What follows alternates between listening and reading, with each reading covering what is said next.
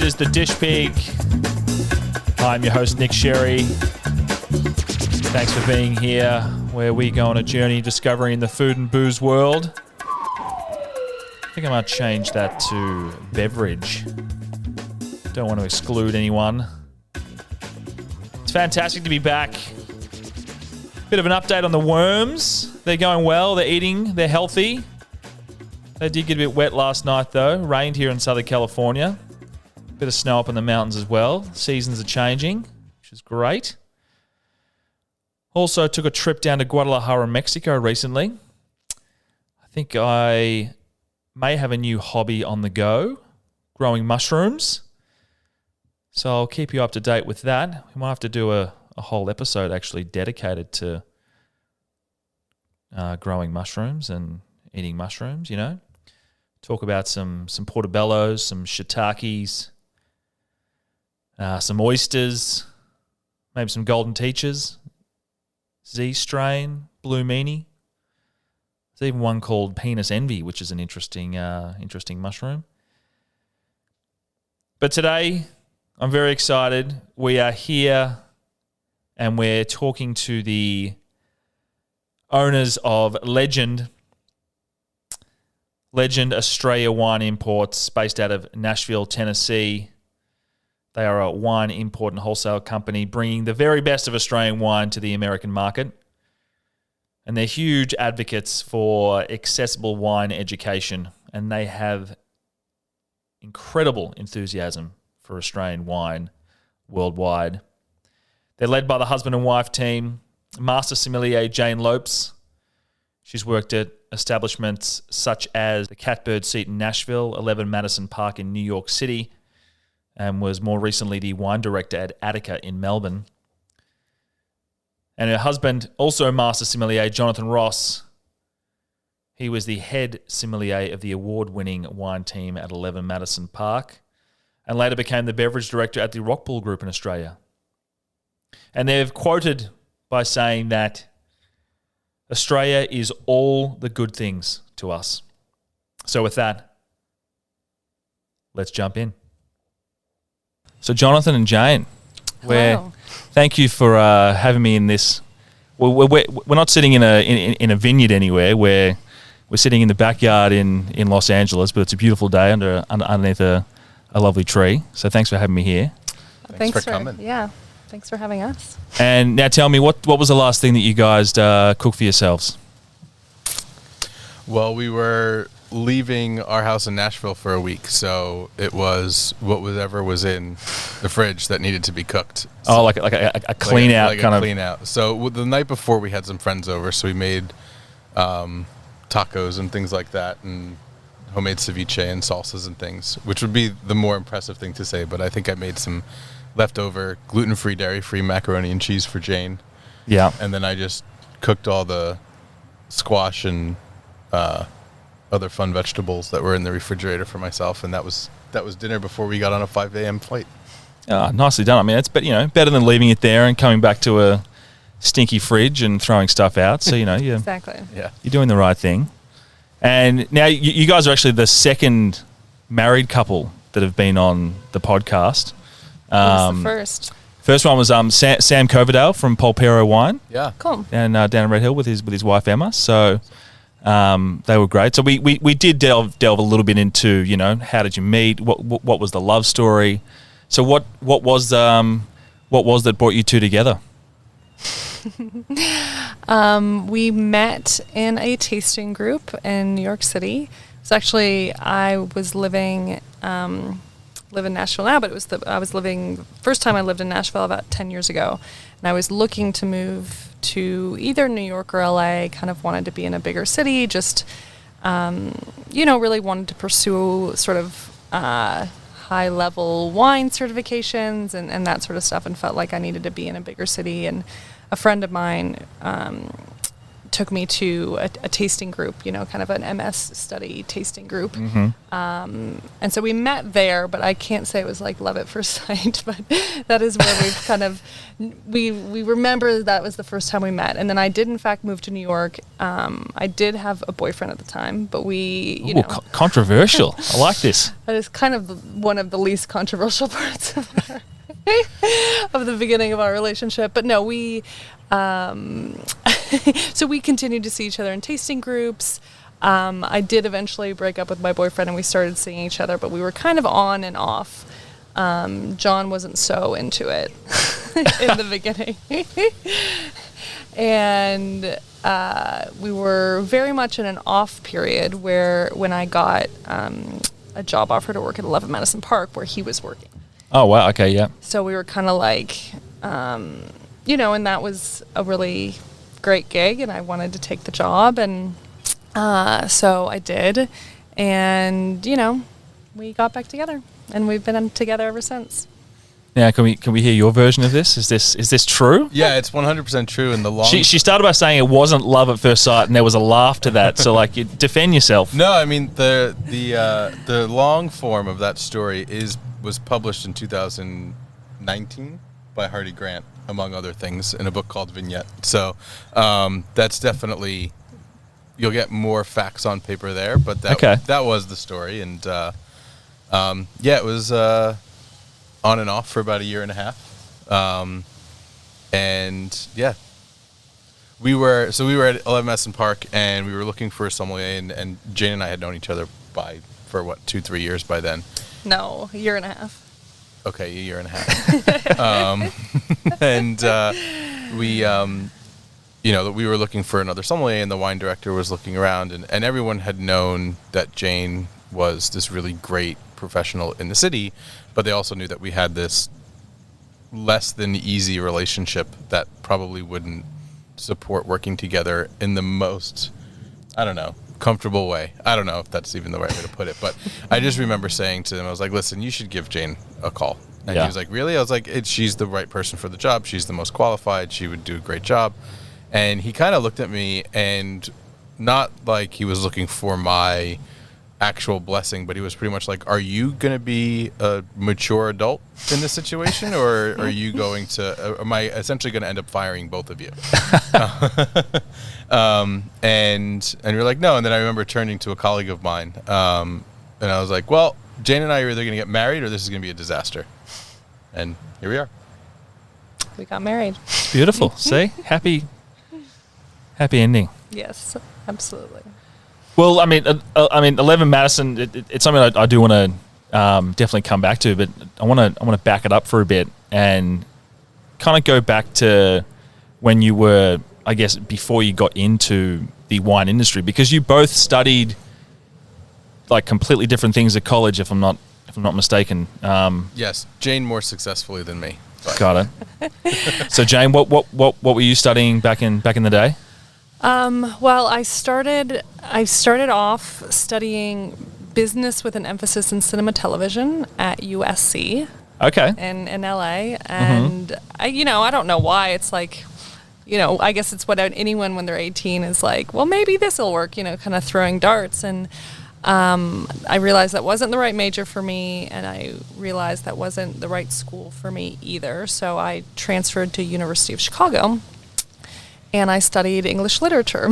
Wow, okay. I had a really influential English professor at USC, and it had made me want to study that. And so, but the good thing about U of C is that it's like a pretty balanced curriculum. So I kind of felt like I was just studying everything, which was great. And then when I graduated, U of C is a special place. It definitely kind of encourages people to go back into academia. Like the statistic is 25% of U of C undergrads go on to get a PhD. Okay. So I was like, I'm gonna apply to grad schools. I'm gonna, go into academia, and I didn't want to do that in my senior year while I was writing my thesis, and so I just needed a job for a year while I wrote graduate school applications, and I applied for a job in admissions at U of C, and I didn't get that job. And so I was just, I was on Craigslist just like looking for something, and I saw a listing for a wine shop, and I thought that would be fun. I liked wine. I knew almost nothing about it. Yeah. But I applied, and the manager, who is still a good friend to this day, a woman named Rachel Driver, has been a real impact on me in my career. She had gone to graduate school at U of C, so I think she just liked me and we got along. She didn't ask me much about wine, which was a good thing. and I got the job.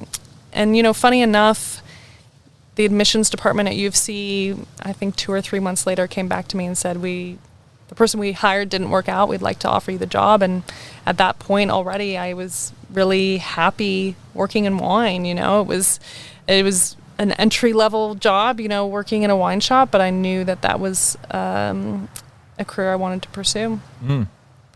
Yeah, right. Jonathan? Yeah, so I think, through high school and stuff, I got by. I didn't really apply myself. Had a lot of fun. But was, a good enough student and did a lot of fun extracurricular things. And through sports was pretty interested in sports medicine and so on. And that was essentially that's what I first went away to school for. I went up to Hofstra in Long Island for a year. And it was definitely a realization, both on mine and probably my parents' part as well, that I was not ready to be just hanging out at school with not really a lot of responsibility. I mean, when you go away to school, things are kind of taken care of in a way for you. So, that didn't work out. I didn't go to class. I had too much fun. So I came home, and I was also very interested in architecture and design, and had done a little bit of that in high school, and studied that for a year at a local school. And during that process, I was working in restaurants. My first restaurant job was at a assisted living home where I would wash pots a couple days a week and wait tables. And the wait tables was everyone got the same meal. There was an assigned juice that each person got. It was like very much old age care. It wasn't like taking orders and selling out. There was none of that. And I just kind of had fun in a weird way. And kind of, that kind of progressed, and I had restaurant jobs while going through school and really found myself enjoying it. And then after about a year and a half of architecture studies, I stopped because I really wasn't excited about that, and was just excited about going to work and working in restaurants. And then I did a quick kind of 2-year degree in hospitality and continued to work in restaurants. And I think by the time I was about 24, had worked in a few places in New Jersey, and 2 restaurants in particular that I think were pretty influential. I worked for me anyway. I worked for a guy who had founded the New Jersey Slow Food chapter, and was really kind of my first introduction to understanding about. There's nothing on fire in the house, is there? No, there's nothing on fire in the house at all. So, that was my first introduction to really understanding where food came from and how it got somewhere, and I was just really taken by that. And I think at that point I really said, okay, this is what I want to do. And from there I went to work at a place in New Brunswick, New Jersey called Stage Left, and there were 2 guys there who really, that was where I think I caught the wine bug and the cocktail bug in a big way, and had bartended a bunch. And by the time I was 24, I said I need to go work in New York, because that's where the big show is, and I was only living an hour away. And so I started commuting into New York and moving into and living in New York, and wine was always kind of part of the whole for me. It wasn't the only thing. It was very much hospitality first. I realized that I think hospitality was the first thing I actually studied or applied myself in, and then wine came a little bit later with that. And then the rest kind of was it. Spent about I mean, you mentioned like catching that wine bug. I mean, when you're talking about the world of hospitality, if you catch that wine bug and you really want to pursue it and, go on that track to becoming a successful sommelier, I mean, it's probably it seems like it's one of the most disciplined and expensive areas where you have to study your ass off and really just learn about every region all over the world. Is it something that you kind of knew getting into it, or was it just always a very gradual progression and it just one thing led to another and it just kind of felt more and more natural and easy? Or how did that kind of unfold, like becoming a top sommelier?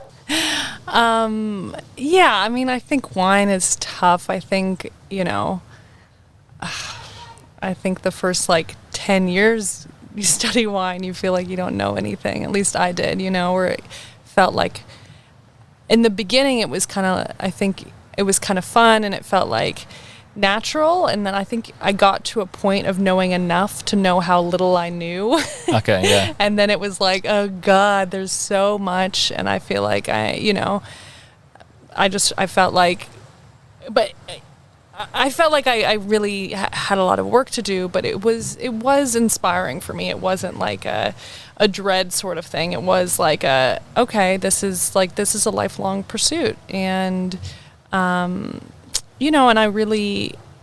I think the wine industry is unique. I mean, certainly there are other industries like this, but there isn't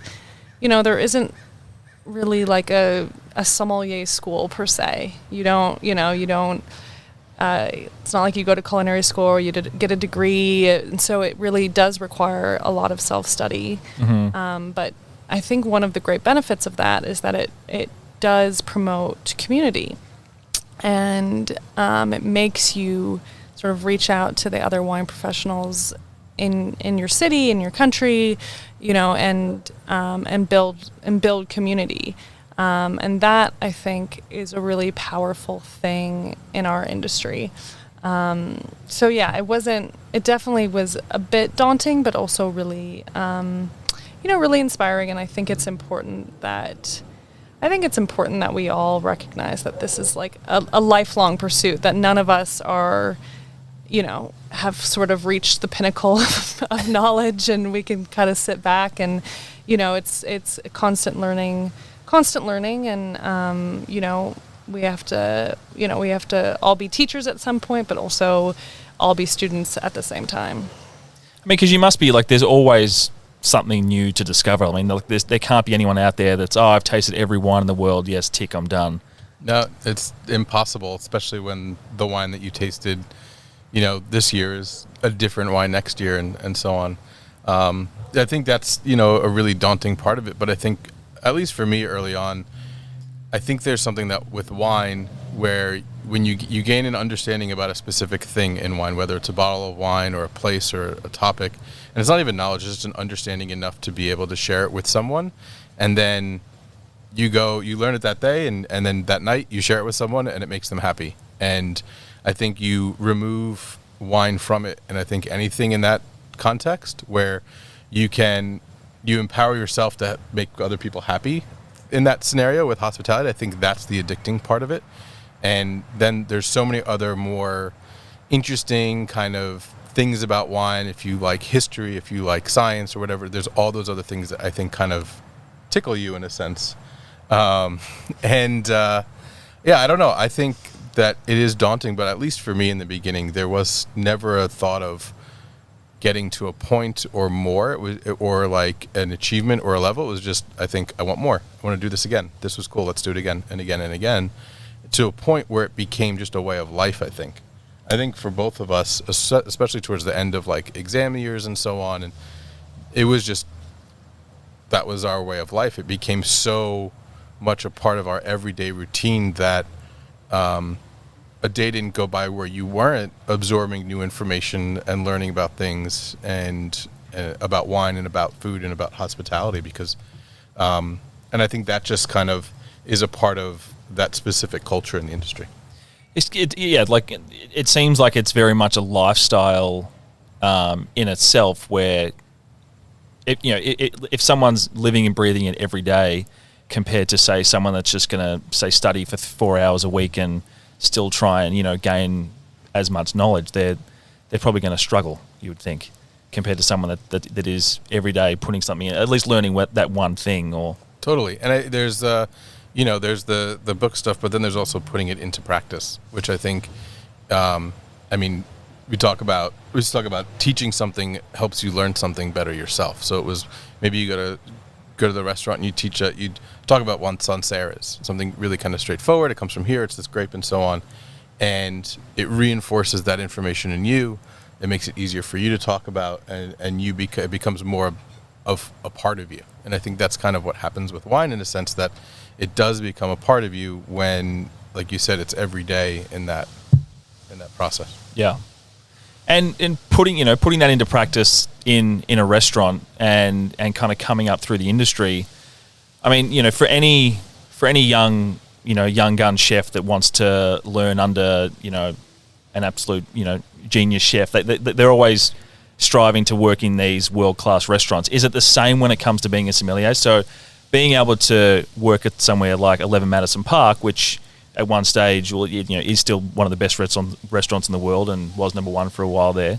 Are they the kind of goals that a lot of sommeliers are striving for? And working in those restaurants, are you, is it giving you a leg up on the knowledge you're going to learn, as opposed to maybe just working in a bistro down the street and doing it that way?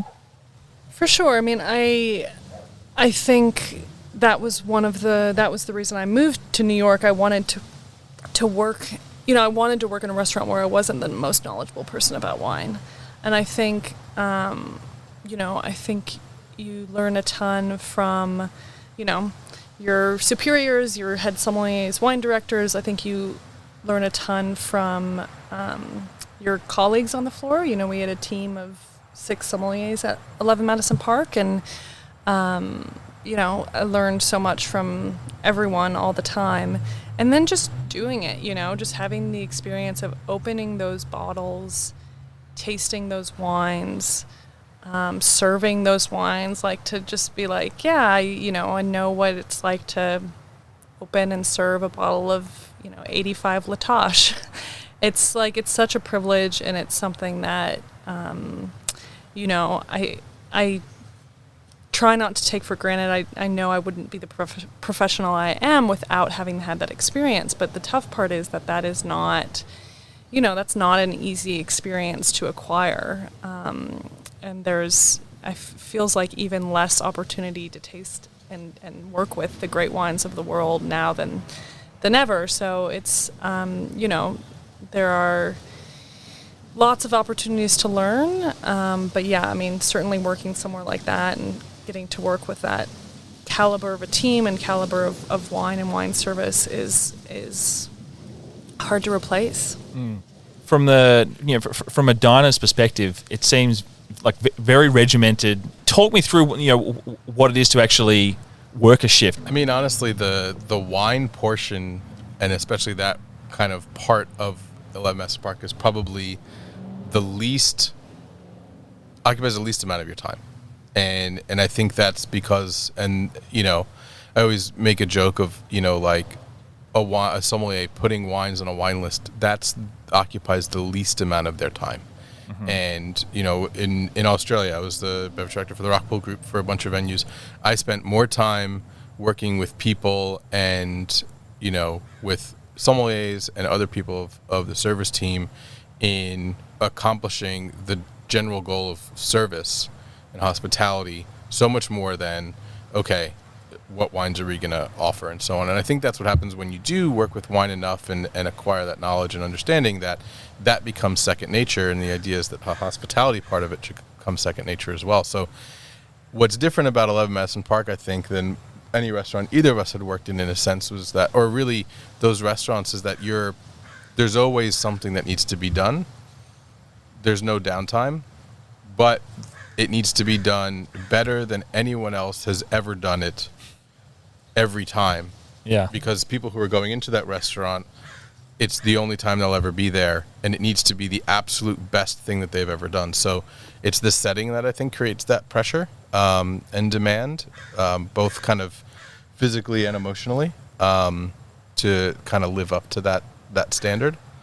But for me, the pressure, it's not quite as scary as it sounds. No. I think ultimately what people want when they go into a setting like that is to have a unique experience and to feel really taken care of. Mm-hmm. So I always felt like if I was really engaged with all my tables and really, genuine and myself and cared about their experience, that I would have success. It didn't need to be like this stressful, like, oh, should I stand here? Or did I face the bottle right? Like, yeah, there's all these like kind of technical things that you want to try to embody to kind of give the best and most consistent experience. But ultimately, I felt like if I really care about each table, they will have a great experience. And that is like so within my power. Yeah. So, that was kind of the way it felt to me. So, I had a blast. It was never like, it was definitely, I was like terrified when I started working there. I was just like, I don't know if I can do this. This is like, if I was like such high pressure, I'm going to like mess up, blah, blah, blah. And then once you sort of get into the groove of it, it's just about, it's like about time management more than anything else. And also being able to be present, to have your list of the next 10 things you need to do in your head, where you're like, that table's, going into their foie gras and I need to pull up their sauterne pairing, and that table's looking at a wine list, I need to circle back, that table's just getting sat, they're going to need a cocktail. You have that going in your head, but I'm in front of this table now, I'm pouring their champagne, I need to be totally present. Mm-hmm. And so that to me was the skill. If you can be totally present with this table, and as soon as you leave that table, be able to go and be present with someone else and know the next thing to do and keep your your time organized and priorities straight. Like that was, to me, that was the skill of that restaurant. I do need to ask something about the restaurant. I was lucky enough to dine there in 2012, I think it was, and they would do that card trick at the end of the meal, where like, because each card had the ingredient on it. Did anyone ever fuck up the card trick at a card trick at a table? Because that would, if I had to be standing there doing that for the customer, that would scare the shit out of me. I'm trying to think if anyone screwed it. So a good friend of ours who was on the team then was like an amateur magician and would always do card tricks and stuff. I don't know that anyone would really mess up the trick. So there was the guy's name is Dan White. He's a magician for, I forget the name of the company. It's like 12 something. So there was it wasn't just like something that we created. There was a magician, a very well-known and accomplished magician came and trained us. Oh, wow. So it was like all completely designed. Yeah, those cards were custom made, and now when you go online, they're like, you can find them online on eBay for thousands of dollars for an unopened pack of those cards. They're crazy expensive. Shit, mine's open. Damn it. But you could probably still make some money from it. Wow. That's so that card trick was more foolproof than you think. Okay. Yeah. Because I mean, I should probably explain, because the whole idea of the card trick was to you go over what the meal was based on the ingredients, and then the reveal of the trick was what you were having for dessert in front of you, right? And the card in front of you had that ingredient or flavor, and then totally. Yeah, we had gotten it was part of the evolution to where taking away kind of the chef dictating everything that would happen through the meal and including the guest in choosing what they wanted to eat, and it usually had ingredients and so on, so that ingredient would be a focus point for each individual guest throughout the meal. They'd be different at the tables, and at the end there was a dessert ingredient that had that. So it was there was a chocolate hidden inside a bottom layer of a plate that had a cheesecake on top of it. So you'd eat your first dessert, and then we'd just go over and do the card trick, and you're like, okay, card trick, and then we'd say, lift up your plate, and no one realized that there was another plate underneath it unless they were fiddling with it. Yeah. And then said, oh wow, there's food under here, and then it was also already kind of determined by, it was also, the cards predicted it. I'm glad. Well, I'm lucky. My mum. I was with my mother at the time when we were there, and she's one of those people that will, if she sees a plate, especially if it's a nice looking plate, she'll pick it up and look at the bottom straight away. It's like, where's this plate come from? So I'm glad she didn't do that then for the trick. Yep. Let's talk more about Australia, because it's led to what you guys have set up here in the US. But what got you out to Australia to begin with? Was there always an interest there? What?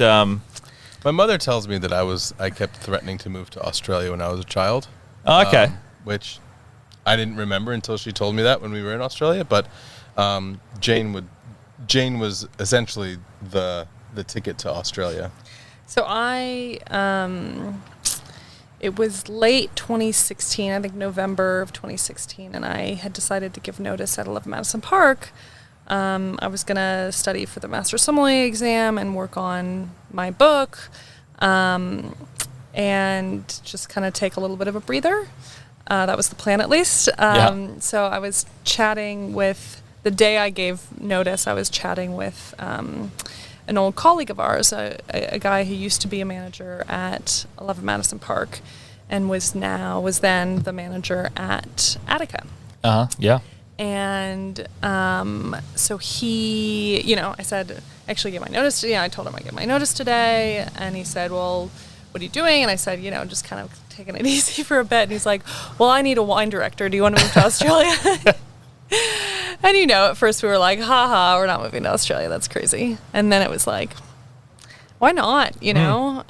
So, I did a few Skype interviews with the chef Ben Shuri and the kind of their team over there, and we really got along. And I knew I got along with Kevin, who was the manager, and so they offered me the job and said, let's do it. And John, it was one night I wasn't working and he was, and he came home from work and he just said, he was like, let's move to Australia. Let's just do it. How did your mum take it, by the way? When I think we initially lied to her about the duration we'd be there. I think we were like, oh yeah, we're gonna be there for 18 months, maybe a year. She's definitely gonna listen to this. That's fine. But it ended up. But they were fine, and I think they were excited. Yeah, they were definitely excited about it, and so on. And no, it was good. So yeah, it was just, we kind of felt like this would be a crazy opportunity to pass up. It's first and foremost, it's Attica. It's this amazing world-class restaurant, and it would be, we looked at it at the time. I think there was like one other wine director for a 50 Best restaurant who was a woman, and she was she was a partner in the restaurant. Yeah, so it was like, it felt like a big deal.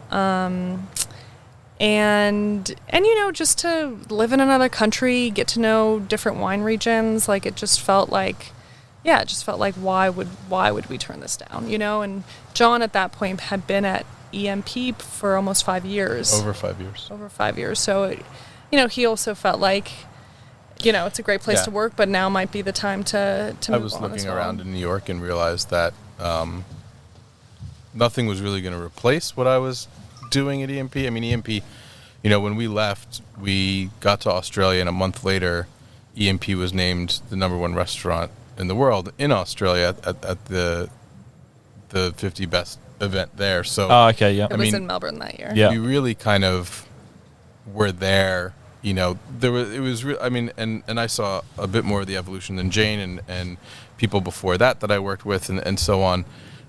We definitely got the best of it, and I think we really wanted to find, I don't know, I was ready for something else. It wasn't as satisfying as it was prior, and that's why when I came, I was like, you know what, let's make a decision that's not specifically based on both of our work life, and make a decision for something else. So you weren't working for the Rockpool group at that stage? I was supposed to be just a house husband. Lovely. And so I'm trying to convince my wife that's what I want to do. Exactly. Yeah, I was a de facto partner. I went over 6 weeks later, and tied up all our stuff at home in New York, and finished up our lease, and got rid of our stuff or put it in storage, and.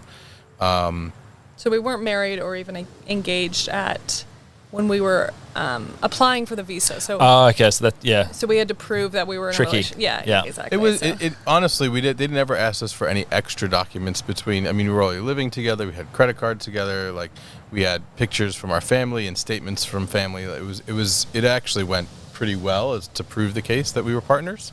So I was able to work anywhere in Australia because as long as Jane worked at Attica. So we moved over, and because the 50 Best thing was happening and the Melbourne Food and Wine Festival was happening right when we got there. So I, just started emailing random people, say, hey, I'm coming from EMP. I know you guys are doing this. Do you need anyone to work events or blah, blah, blah. So I worked in this kind of pop-up restaurant that was at the center of the Food and Wine Festival, kind of right when I got there. And it was a great way to just meet a ton of people that were in the industry, because there's a lot of industry people coming through there at the events and stuff.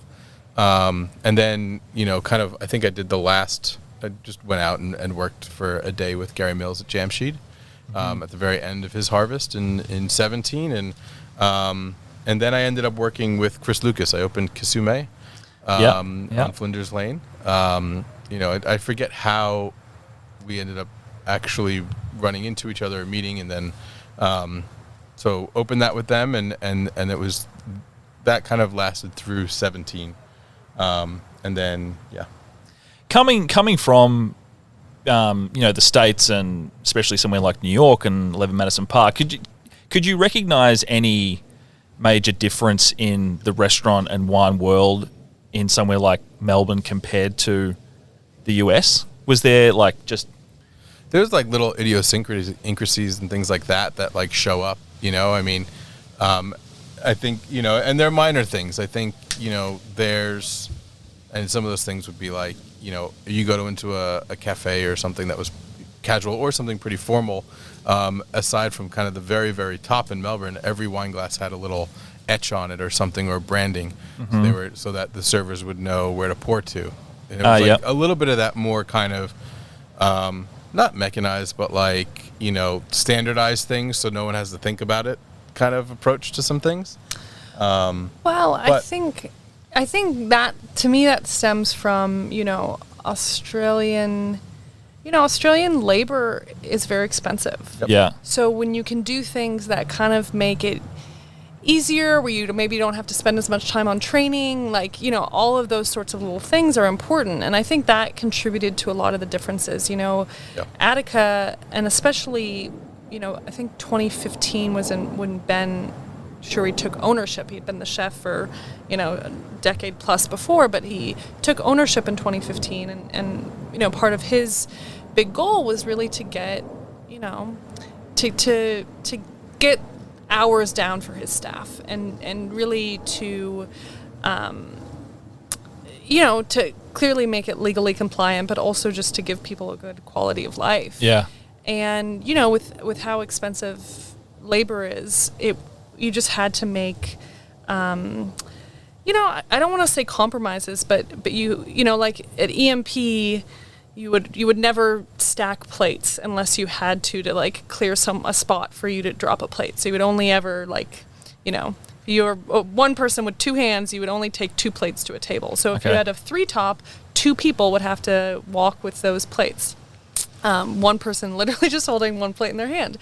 And at Attica, you just you could not put that many people on the floor. You could not afford to, unless you were going to charge $500 for the menu. So you stack plates. And it, and there was also, I remember there was a dish on the menu at Attica that was this dish that required, it was 25 different herbs individually picked from the garden and placed in this broth, and it was a beautiful dish and it was really unique. But Ben kind of did the breakdown of which dishes were taking sort of the most man hours. And when he was trying to decrease hours for his kitchen staff, he just said I can't keep this dish on the menu. It just doesn't make sense with the amount of time it takes to organize and put out. Wow. And I have so much respect for that. And I think, honestly, it breeds a sort of creativity, that you have to think about, well, what can we do, what can we do within the confines of these, with these sort of parameters that we have? Yeah. And I think it makes people creative, and I think you definitely get a great result. And it looks at, I think, people as a resource more so. And I think that in the U.S., I think a lot of restaurants take people or having people or labor for granted, especially when, like Jane said, labor is expensive in the U.S. Front of house wages are, that burden labor is is cheap in that the U.S. burden is placed on the responsibility of the guest. It's not Yeah. actually responsibility of the business entity, which is very different. So when the business looks at its team or its workforce as a resource that needs to be used in a thoughtful way, it breeds a new dimension of creativity, like Jane mentioned. It's actually one of the first things I noticed dining out when I moved to the US was if anyone was walking past from the staff and just needed like a fork or a glass of water or a drink or something, and you asked for it and it wasn't your server, they're like, "Oh, we'll go and get your server and bring them over, and then you can ask them the exact same question." I was like, "What? Like, can't you just go and get the fork? What's the big deal?" And those are cultural things that are hard for a business to root out when there's not the other end of what the business is investing in. Mm-hmm. Yeah, it's interesting. I mean, you have less bodies on the floor in an Australian restaurant, so that everyone needs to be on top of everything, And in the U.S., you can definitely have people who are kind of like, "Oh, that's not my job," or "This is not the way we do things," and there's just a little bit more, I guess, freedom in that respect. But I think, as you probably experience, the result isn't always as good. Yeah. And so your time in Australia, so this is when I guess you fell in love with the Australian wine regions and I guess started learning more about, just the Australian wine industry in general. And were you in Australia when you passed your Master Sommelier exam, or was that earlier? Yeah. Because you've both gone through that process. And correct. Yeah. John passed yes, we both were living in Australia when we passed, and we flew back to the U.S. to take exams. Yeah, we had taken all the previous qualifying exams and portions leading up to that end in the U.S. and with the U.S. chapter. So while there was an arm of the U.K. chapter in Australia, we finished the testing in the U.S. So yeah, we came back to the U.S. to do it, but we were both in Australia. Yeah. So yeah, John had passed theory and service already in the U.S., and so he just flew back in 2017 to take tasting and passed that year. And then I took all 3 sections in 2018 and passed that year.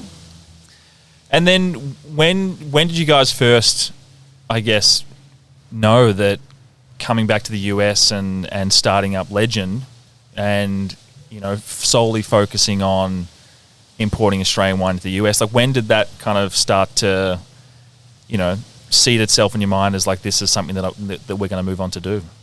I think it's interesting because I think there's a lot of people that work in restaurants for a long time and then make a game plan to get out of restaurants and work in a different aspect of wine. And for us, there wasn't necessarily it wasn't built around a game plan to get out of wine. And we both went to Australia, and I remember, Jane was going to Attica, and I remember having this kind of a little bit of anxiety, saying, I don't know what I'm going to do. Like, I'll have to find a job, but I'm leaving EMP, and then, who knows what I'm going to do. I ended up, working with Chris for a bit, and then for the Rockpool group for a while, which was really fantastic. And we were worried. I know maybe me more than Jane was worried about what we were going to do when we came back to the U.S. based on having left it for 3 years. And for us, Australia pretty much told us exactly what we were going to do when we came back, and that was, we just realized while we were there that there's some things that trickle over into the U.S., but there really is a dearth of Australia's great wine in the U.S., and we wanted to be a part of changing that and changing the narrative around it. Mm-hmm. So it started percolating pretty early on.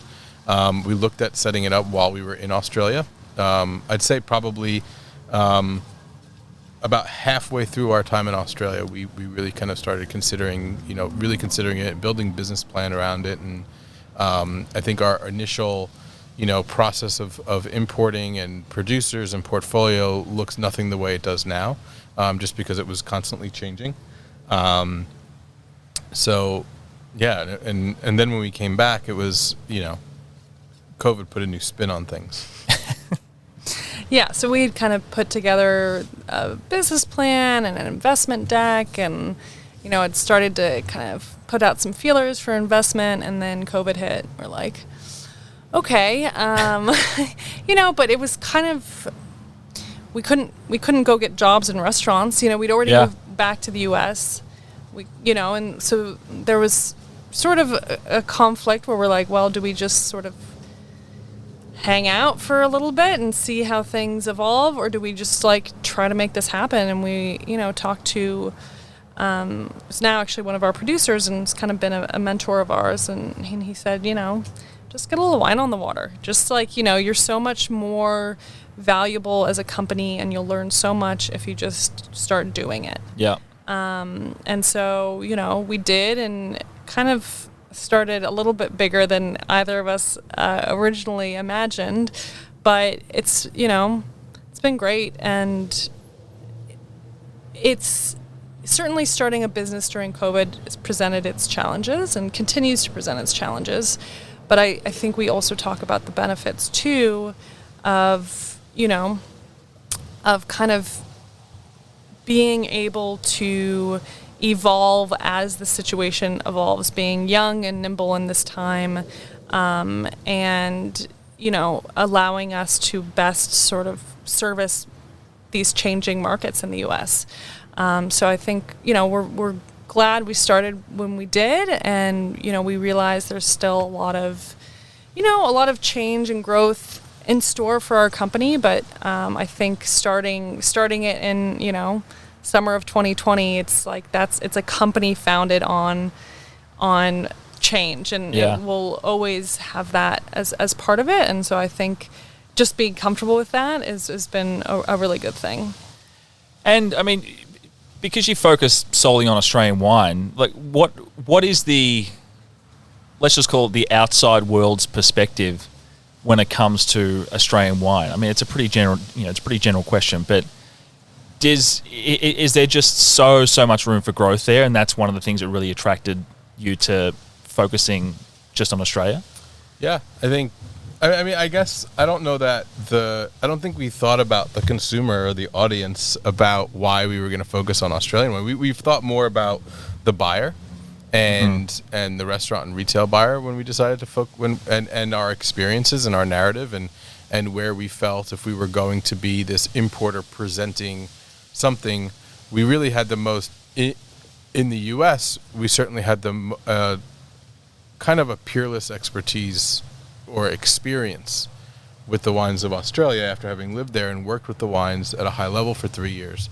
While we could certainly speak with authority on Burgundy or Germany or whatnot, we didn't have the same narrative and experience in it, and we found that as a driving force. But what we've realized is that the consumer, wine drinkers are curious. That's by nature, and I think that there's an eagerness and an interest and a thirst to understand what's going on. And every time we show the wines, people are completely surprised, and it's still happening, which is really wonderful. And I think it just means that people are going to continue to want more, and there's just a lot more room for Australia to have a much more diverse appreciation of its wines in the U.S. than there has been in the past. Yeah. Yeah, I mean, I think the sort of the classic Australian narrative in the U.S. has been, first sort of the big Shiraz, and then Yellowtail. I think those, you can kind of look at those two things, and Yellowtail has evolved into 19 Crimes and Jacob's Creek and all that sort of stuff, but it's the super low priced, and then it's the big, rich, oaky Shiraz, neither of which has much relevance for kind of your current sommelier. Those aren't the wines they're necessarily chasing.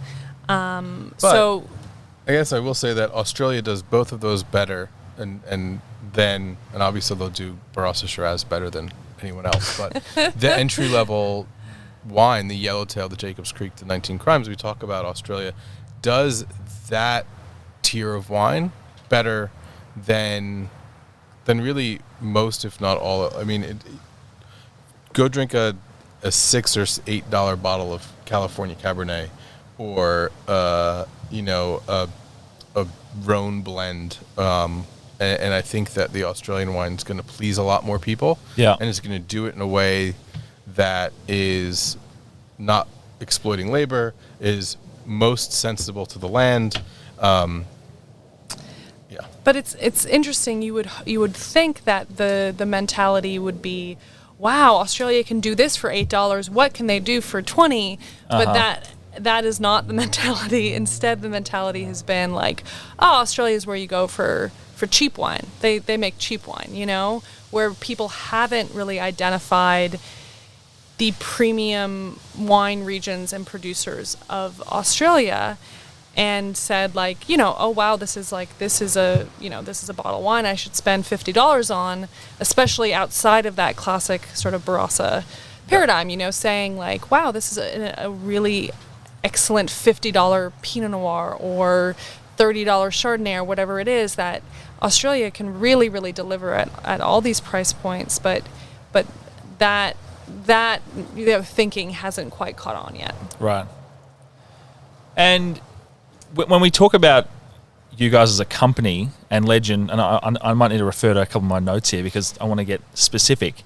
Because in doing a little bit of research about what you guys have set up, you've been extremely clear when it comes to like even the stuff you put on your website about what your values are as a company, and how you're very focused on education and diversity, equity and inclusion, and who your partners are, the conduct and the environment, and your connection with the community and the community impact you guys have. I don't think I've come across, well, at least especially like an alcohol related company that's so direct and very focused on what your values are, which is fantastic. But talk to me a little bit about where that stems from and why that's so important to you guys.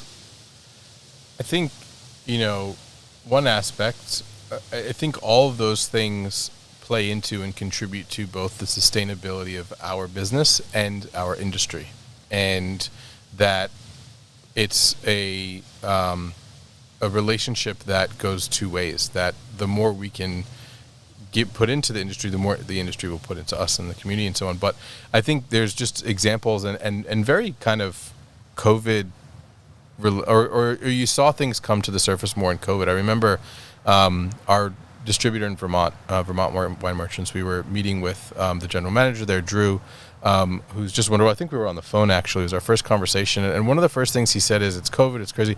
We haven't laid anyone off and our business is going well, we're sound. And when someone makes those things the priority and values people, I think it really speaks to what the relationship will grow into over time. And that's kind of really just been a guiding light with all of our decisions is we're not just trading widgets and we're not, just an email. And I think that we don't ever want to treat other people that way either. And I think that we want to be in partnership with people that we want, that are going to kind of reciprocate being treated that way and contributing that way to the industry, and everyone that's in it. Yeah, I mean, I think we both had always been, mindful of wanting to do right by the world around us, but I think it's hard, at least, I kind of feel like, when I was working in New York, it was kind of just like, exhausted and head down and just like trying to get through the day sometimes. And so it wasn't always top of mind, like, okay, what else, how can we kind of live by our values and try to make an impact in the world. And I think Australia was a bit of a wake-up call in a sense because, I think growing up in the United States, no matter what, you're a little bit indoctrinated by, sort of the American propaganda of like, the American dream and, pull yourself up by your bootstraps and like against everyone else. Individual, rugged individualism and all that sort of things. And you go to Australia and you're like, okay, this is a society that works It has a high minimum wage. People have kind of this guaranteed retirement plan. People have health insurance. Like all these things that should be universal rights are actually that in Australia, and it works. And so I think coming back to the U.S., especially coming back during COVID, and all sort of the just the social atrocities that were happening at that time, it was such a stark difference, and to kind of start a company in that time, it just seemed like we have no other choice but to kind of put on paper what our values are, what we're going to try to, make decisions in this company by. Because it also felt like we had a lot more power all of a sudden. Like, we're not a big company, it's the two of us, but like we get to choose who we're going to bank with. And, even just those everyday choices, we get to choose who is going to make our business cards. So let's choose companies that align with our values, and that, just by that little amount of money that we're spending with that company or having our money in this bank, like we are, allowing those businesses who are doing good to survive and thrive. Yeah. And it's just, let's do what we can. And, we haven't been perfect, and there's a lot more we can do, but it feels like, we're going to, do what we can. And I think sometimes you don't feel like there's that much you can do, but all those little decisions add up, and if we just, especially, with our money, if we put it in places that we want to grow and not in places that we don't, then the world's going to be a better place. For sure. And I was, I read your accountability report for your first year, and I mean, you've already mentioned a couple of things in there about, who you want to bank with, and I think it's a company that solely does 100% recycled materials for printing, and that's the business card. That's a business card place we found. It's a certified B Corp, and it's recycled materials, and they they're part of a union, and they've kind of followed all of the regiments to become a B Corp, which is a really great organization. Same with our bank as a B Corp. So our it's bank just is the largest B Corp bank, which there's a few, and it's just where when your money's in a bank, it's being used for whatever you don't know. Yeah. Sense, and it's transparency on what what you're being a part of and what you're contributing to. And I think whenever we can, we make those decisions. I think that B Corp kind of criteria is an interesting model, and something that we try to look at future decisions by, and structure ourselves by when we can. And it's like Jane said, it's little decisions that add up. And it's like learning about wine. It's a lifelong commitment. It's not like let's choose a good bank and we've done our work. It's going to be something that we're trying to do for the rest of our lives. Is how can we continue to make a positive impact in our community, in our world. And I think it's tough sometimes. It feels like a lot of pressure and a lot of stress, but like it just needs to be something that becomes like automatic. Yeah. And I did read that you guys have a book that's being published next year, and part of that is part of the focus on Indigenous land that is now used for making wine. Is that right?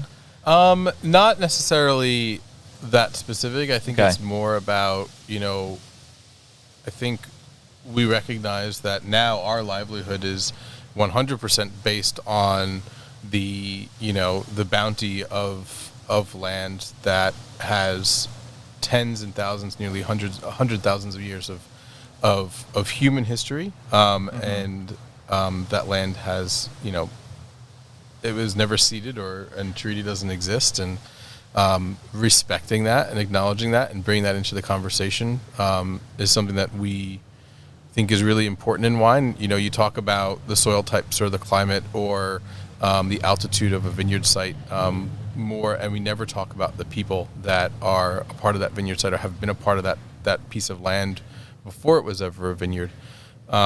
So the book definitely speaks to that, but it also kind of takes the point of view of looking at wine as a unique system of Western agriculture, where it is not about, like sheep or grazing animals or wheat. It's a large swath of land that's farmed by very few people, and it's getting resources out of the land and turning them into profit.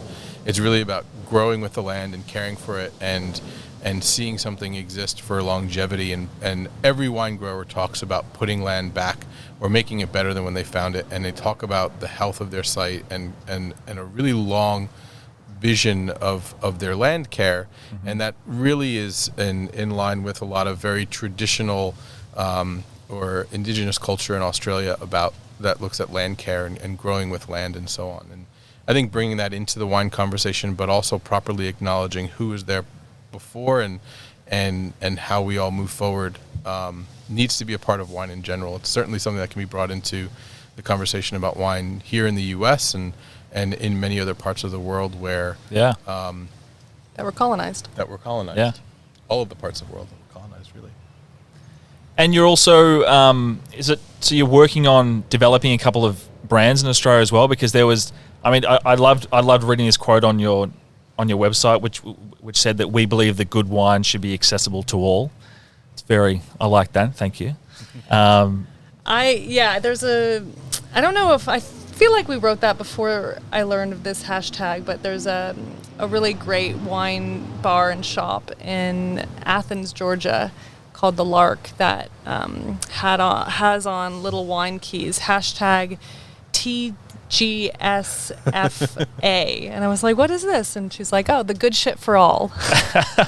And I was like, I love that, and I feel like wine has this like very elitist attitude or elitist sort of image.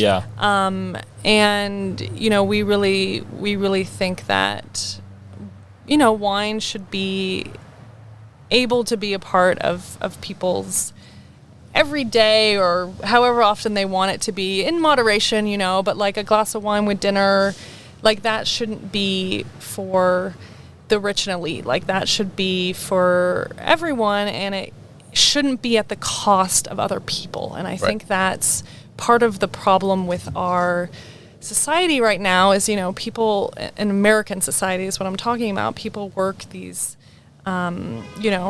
minimum wage jobs, which aren't enough to really exist. Yeah. And so they're buying the absolute cheapest, everything that they can. And that in turn turns around and exploits labor further, because you're not getting, a $5 t-shirt without exploiting labor somewhere. Yeah. And so we really believe, let's bring a product to market.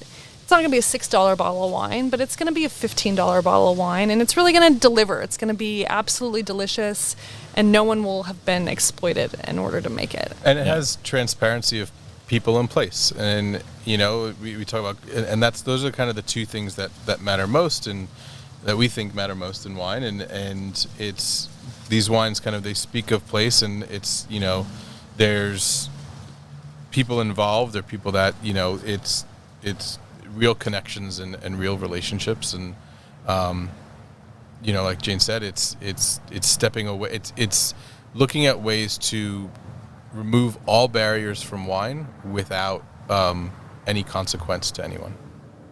It's fantastic. Well, it seems like a good time to leave it at that. But I want to finish on something a little bit more fun. Not saying this wasn't fun, but do you have? Give me your favorite Australian wine, maybe or maybe your most underrated Australian wine. Like specific wine or like style? You could go specific if you want. I'll leave it up to you. And if you want to say, what the all-time shittest Australian wine is, you can also say that as well. But I'll leave that up to you. We try to be very pro-Australia. Try not to. Well, we can preface that before we give specifics. No one is saying that Australia is the greatest wine-producing country in the world. Uh-huh. And I think that's what we're saying, or at least what we've staked our livelihood on. And I think it's no one says, oh, where's the greatest Chardonnay in the world? Oh, it's in Beechworth. Or where's the best bottle of Pinot Noir I can buy? Oh, it's in Macedon Ranges. No one is saying that. And I think that They should be. and they should be. And I think people are afraid I love curly to do flat. it.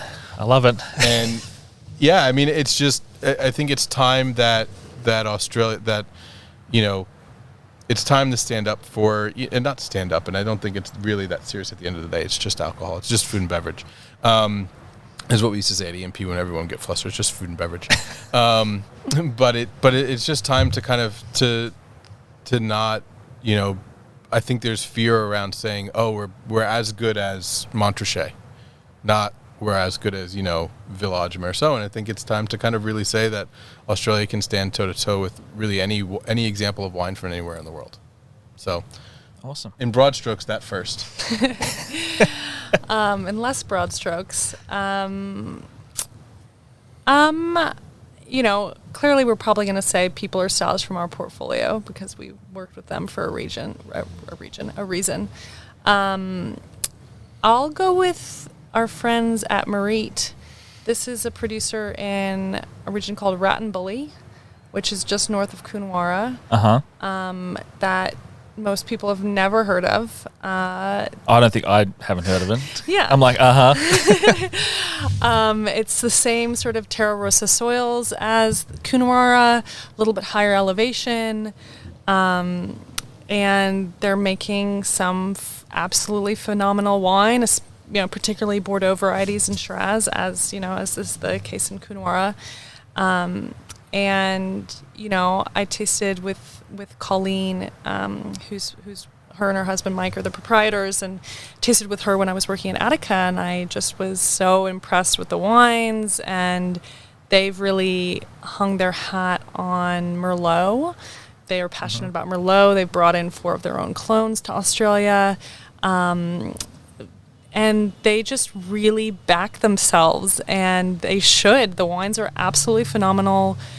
They're a great value, and they're really trying to put Rattenbully on the map. And I just have so much respect for them, and I think the wines are absolutely delicious. So, I think I could say something about every one of our producers. I'm sure, yeah. But I'll go there. Yeah, I think for me, something that I think Australia, there's a few things that are done very singularly in Australia and very unique, and I think that we don't look at. I'll never forget, we were showing our portfolio to really accomplished, experienced, happened to be Master Sommeliers in Chicago, and we showed them our portfolio. We must have poured about 4 or 5 different Chardonnays for them, and everything from Patrick Sullivan in Gippsland to Mark Walpole and his Fighting Glory Road Vineyard in Beechworth, and Matt Harrop's Chardonnay, who's the winemaker at Curly Flat, and his home vineyard, and so on, and a few others, and Murdoch Hill. And they were just like, this story of Chardonnay is breathtaking. And they were like, the story of Australian Chardonnay that you've shown us is pretty incredible. And I think that Australia there are plenty of things that are very special. We talk about Australia Barossa Grenache a lot and how it is very unique in the world of Grenache. But I think what Australia achieves with Chardonnay now today and the different styles and not that it's very winemaker driven, it's very place driven. The different styles and examples of Chardonnay are I think it's completely underrated. I think Australia is the greatest Chardonnay producing country in the world. It's the most diverse and it's the most quality driven. And there's so many people that obsess over every minor detail. The way we think we obsess over the minor details of Burgundy, those details are being obsessed over Chardonnay details across regions in Australia constantly. I love it. Yeah, it's true. I mean, people. And I'm not a huge Chardonnay fan. Like, it's not going to be the top 3 grapes that I'm going to reach for in a wine fridge always. But I think when it comes to Australia Chardonnay, it's different. Yeah, no, it's 100% true. It's really, you have sommeliers obsessing about the difference between, these different premier crus of Puligny Montrachet. Like, you talk about the differences between Masson Ranges and Beechworth and Mornington and Adelaide Hills and Gippsland, and just the quality and the value of Chardonnay coming out of these regions is unbelievable. We poured, it actually wasn't a Chardonnay, but it tasted a lot like a Chardonnay from our portfolio for, a few wine friends. And we said, if this was white Burgundy, how much would you put it on a wine list for? And they said, easy $200, $250, $300. And I said, this bottle retails for less than $25. Wow. And they were like, that is absolutely Holy insane. shit. Yeah. And it was fully mature Semillon, as in physically ripe Semillon, Picked not mature. Hunter Semillon. Mature with a little bit of what, Marsanne and Viognier? This is a wine that Matt Harrop, the winemaker at Curly Flat, through his personal label Silent Way, made. Got and it. was Okay. made. It was made in a Burgundian style. It had like a little bit of reduction to it. Had a little bit of oak influence. Good texture to it. And it's funny because I tasted it when I was at Attica, and I was just like, you have to be kidding with this wine. I cannot believe it. It's phenomenal. And then so when we started importing, we're like, we are obsessed with this wine. And he's like, great, no problem. Here, you can have the rest of the 2015. It's great. We sold it all. We said, Matt, let's get Sold the it next. all to one retailer. They loved it so much. Yeah. Let's get the next vintage on the way. And he's like, oh, mate, I never made that wine again. Oh, no. And he just said he Exactly. couldn't sell it in Australia. He said it was because it was, it was a majority Semillon, not Semillon, from and Hunter. it wasn't Hunter, and it wasn't what people were expecting from Semillon, and it was just like, so we're trying to get him to make it again, but it's just it was just a phenomenal wine, and for him to be able, and the Chardonnay he makes is equally phenomenal, and it's $10 more retail. It's like. Yeah.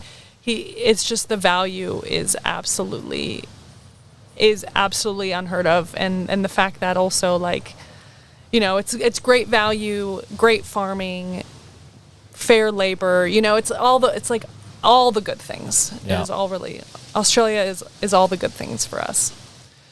Well, my mouth is starting to salivate, I think, so I'm getting thirsty. But thank you so much. This has been incredibly, incredibly educational, and really loving what you guys are doing, and I can't wait to see what the future brings.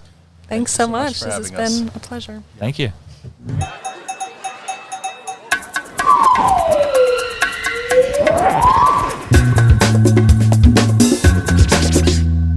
Hey everyone. Thanks for listening to The Dish Pig. Remember to follow us at _dish_pig on Instagram. You can also send us an email at ask@dishpigpodcast.com.